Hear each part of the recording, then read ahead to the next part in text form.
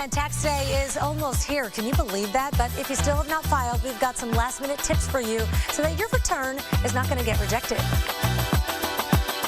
Of course, it is crunch time for your taxes, and for some at this point, the better option might actually be filing an extension. So our friend Bob Hockensmith, who has been with us all tax season, answering our questions, keeping you in the know, here again this morning to talk about extensions and penalties. Right. Also, so first up, you want to file on time even if you can't pay. File that tax return or an extension if you can't pay, because the extension itself or filing the return itself cuts the penalties down tremendously. Right, there's a big difference. So let's talk about that.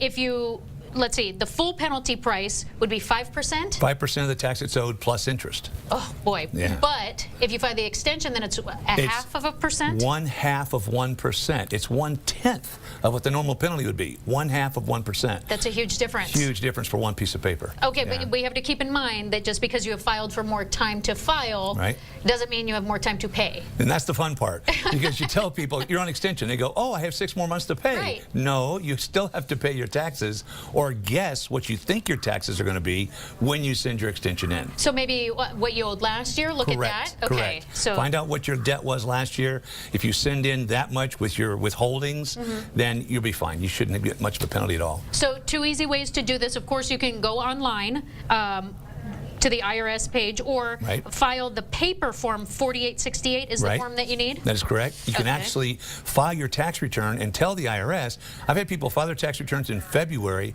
and tell the IRS, take money out of my checking account in April. So you can file your tax return set that up a little bit, and then set up a payment withdrawal in April. So that's a little bit about that. Also, you can do electronic withdrawals. Correct. So anytime, you just have to know your bank account and the routing info number before that. Okay. And then this other form that we should talk about, 1127.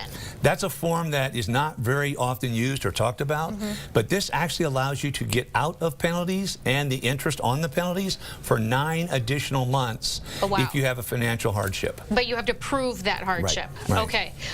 Wow. Okay, so it's time. I mean, you got to get cracking, folks. 10 more days. Buy yourself a little bit of extra time, a little bit, by filing the paperwork. If you know you're a procrastinator, you just go ahead and do one piece of paper saves so much money, it's ridiculous. Wonderful. Bob, as always, thank you so much for joining us. We appreciate your tips, and we will be right back.